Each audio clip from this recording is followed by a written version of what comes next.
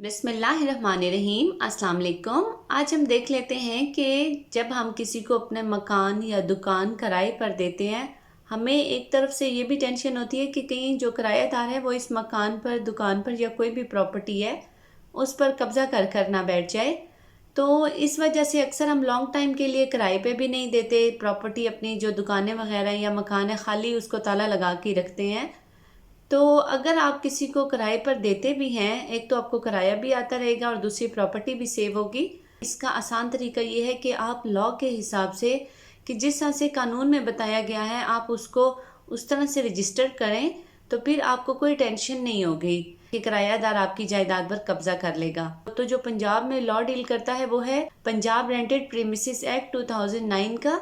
उसके सेक्शन 5 में यही बताया गया है कि जब भी आप किसी को अपना घर देते हैं किराए पर, तो सबसे पहले आप दोनों में एक एग्रीमेंट होना चाहिए किराएदारी का। सेक्शन 6 में उसकी जो डिटेल डिस्क्रिप्शन है वो बताई गई है कि जो एग्रीमेंट आप करें वहाँ पर दोनों पार्टीज़ के नेम लिखें, उनके एड्रेसेस होने चाहिए, उसकी जो प्रॉपर्टी आप रेंट पर दे रहे हैं उसकी डिस्क्रिप्शन होनी चाहिए, कितने मरले हैं उसमें, कितने कमरे हैं, सारी उसकी डिटेल डिस्क्रिप्शन उसमें होनी चाहिए। और उसके बाद आपने लिखना है कि इसका आप रेंट कितना रख रहे हैं, रेंट जो भी है और किस महीने की कौन सी तारीख तक वो रेंट पे करना होगा, और उसका मोड क्या होना चाहिए पेमेंट का। वो आपको कैश पे करेगा हर महीने या आपके अकाउंट में पे करेगा।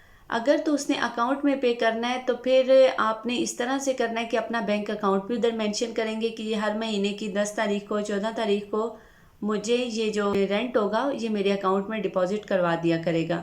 और इसके बाद कि आपका मकसद क्या है इस घर को, अगर घर है कमर्शियल यूज़ के लिए तो वो भी मेंशन करना है।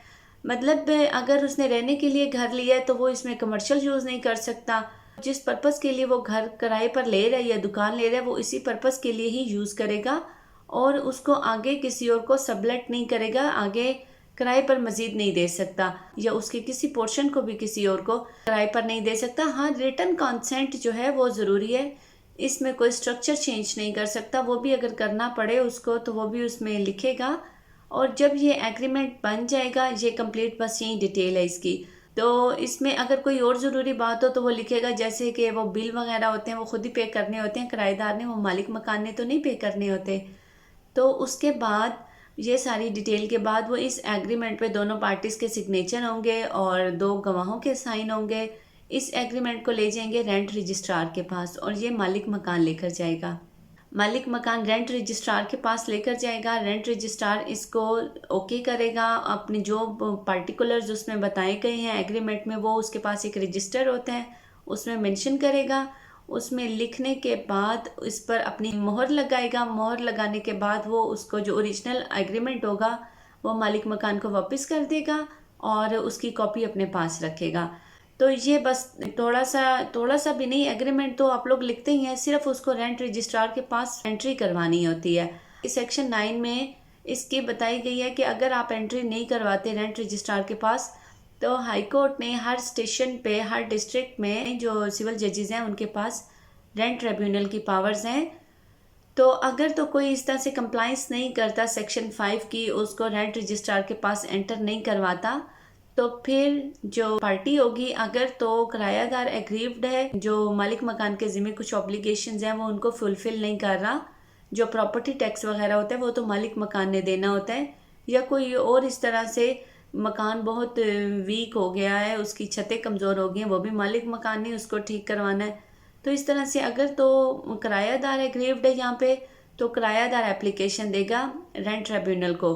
और अगर मालिक मकान एग्रीव्ड है, यानी किरायादार मकान खाली नहीं कर रहा, मेन बात तो हम आज यही देख रहे हैं कि किरायादार कब्जा न कर ले, तो फिर हम एप्लीकेशन देते हैं। और अगर हमने एंट्री नहीं करवाई हुई रेंट रजिस्ट्रार के पास, फिर हम रेंट ट्रिब्यूनल को एप्लीकेशन देंगे। एप्लीकेशन अगर तो किरायादार देगा तो वो अपने सालाना किराए का 5%, और अगर मालिक मकान देता है रेंट ट्रिब्यूनल को एप्लीकेशन किराएदार के खिलाफ तो वो अपने सालाना किराए का 10%, 10% हुकूमत के ख़जाने में जमा करवाएगा। तब रेंट ट्रिब्यूनल जो है उसकी जो एप्लीकेशन होगी एंटरटेन करेगा। ये भी पैसे तब जमा करवाने होंगे कि जब मालिक मकान है उसने जो एग्रीमेंट किया था किराएदार के साथ उसने रजिस्टर नहीं करवाया। अगर तो रजिस्टर करवाया फिर उसको कोई पैसे नहीं उधर पे करने पड़ते, सिंपल आप लोगों को रेंट ट्रिब्यूनल में एप्लीकेशन देनी पड़ती है। वो किराएदार को नोटिस करेंगे और किराएदार को कहेंगे कि जी मकान आप खाली करें। तो ये था हमारा आज का टॉपिक, दुआओं में याद रखिएगा। Thank you so much. अल्लाह हाफिज़।